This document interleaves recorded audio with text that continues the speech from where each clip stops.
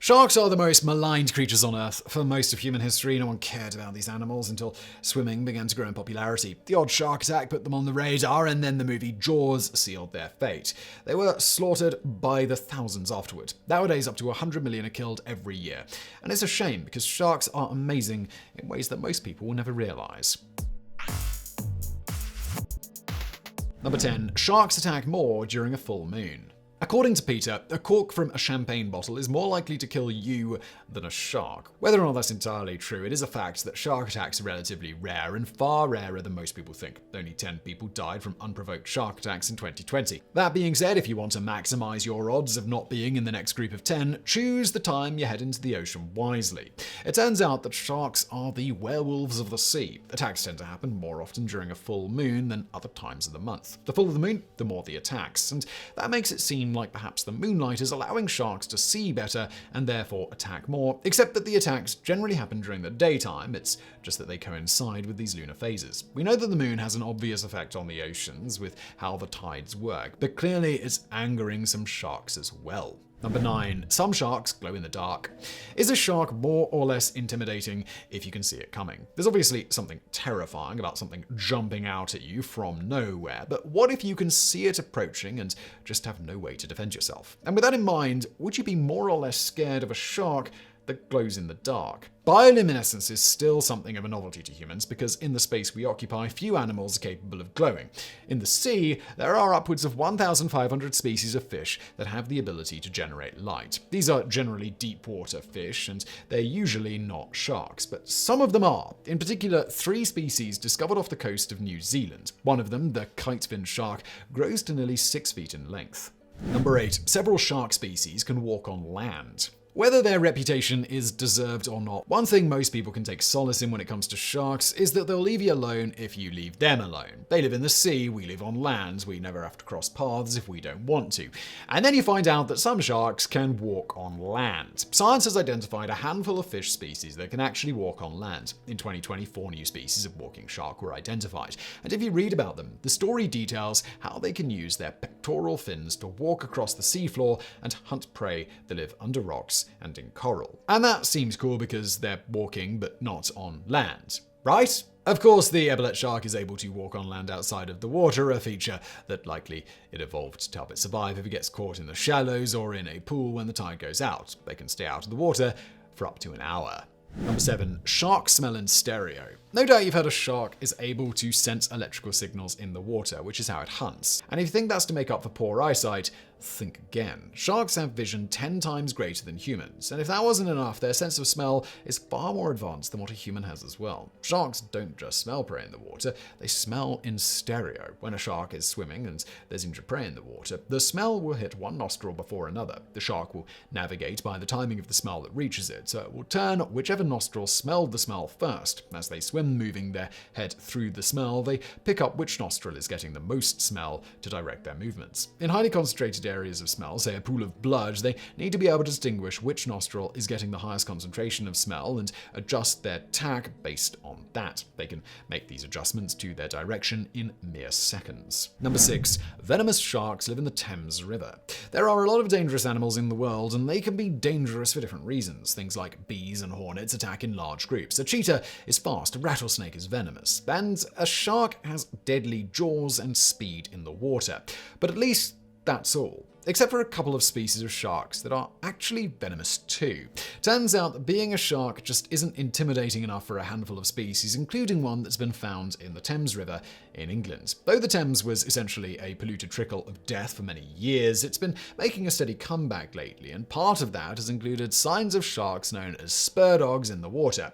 Spur dogs are just under 2 feet in length and have spines in front of their dorsal fins that can envenomate prey. Number 5. Cookie cutter sharks disabled nuclear subs.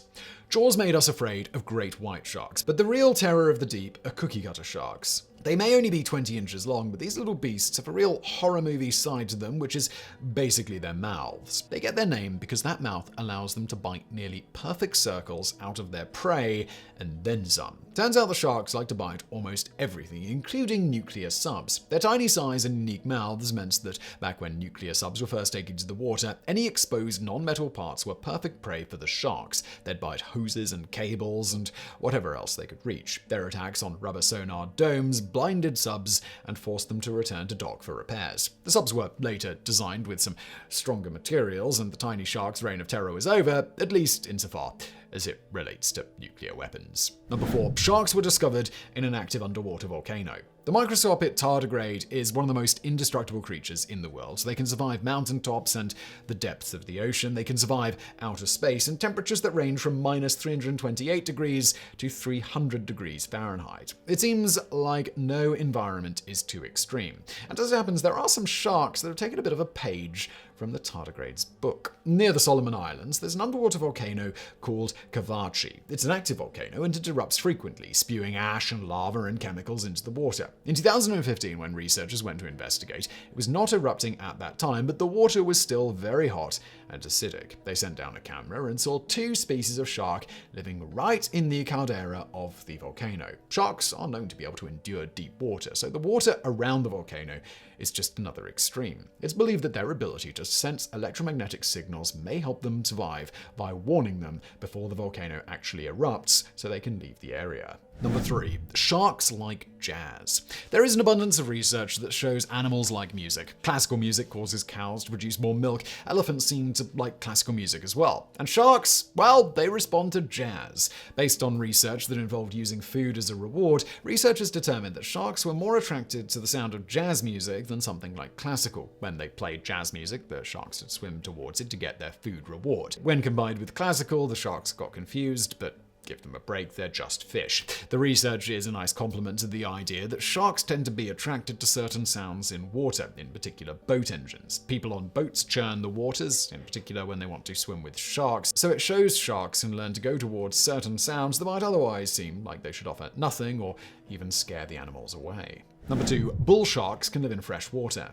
Although great white sharks get a lot of press because of movies like Jaws and the fact that they're just kinda huge, they are not considered the most dangerous shark in the sea. That honor goes to bull sharks. Bull sharks are highly aggressive and not afraid to protect their territory. Keep in mind that there are not many shark attacks from any species at all, but bull sharks are still one of the more aggressive species in the water.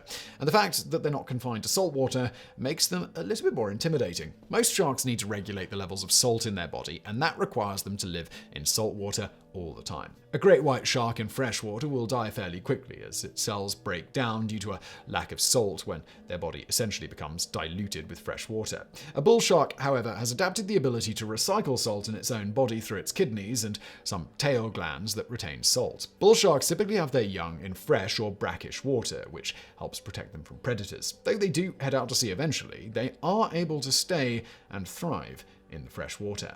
Number 1. Sharks can push their insides right out. Sharks are known as voracious eaters. A great white can sustain itself for around 2 weeks on 66 pounds of food. A whale shark will consume 46 pounds of plankton per day. Suffice it to say, sharks can eat, and not everything they consume is even food. Some have been caught with things as bizarre as wine bottles, drums, and even a cannonball in their stomachs.